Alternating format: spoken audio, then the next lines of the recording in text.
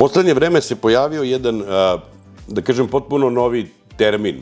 Snapchat dismorfija.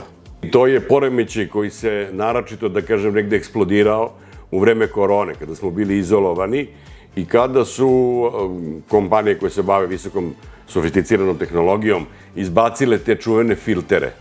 I svi ti filteri koji su krenuli kao, da kažem, jedna lepa šala gde su, ne znam, kučeće uši ili zečiji nosići i tako dalje i bile simpatične i smešne, prerasle u stvari u filtriranje koja se direktno neke nedostatke ispravlja. I onda pacijenti praktično misle, dolazeći svojom fotografijom kod hirurga, da smo mi svemogući, da smo čarobnjaci, da možemo da te filtrirane slike praktično tu njihovu virtualnu realnost pretočimo u njihov neki novi izraz.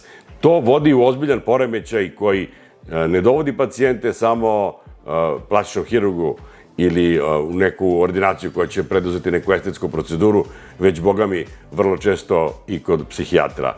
Prema tome, ono što su nam uradili, da kažem, negde društvene mreže, naročito Instagram, vi prosto nemate više prava da budete nesrećni ili da budete prirodni ili da budete objektivni, jer živimo, da kažem, pod nekim terorom sreće koji se diktira društvenim mrežama i da morate da imate, da kažem, fizički izgled u skladu sa onim što je trend u društvu, a trend u društvu je sreća.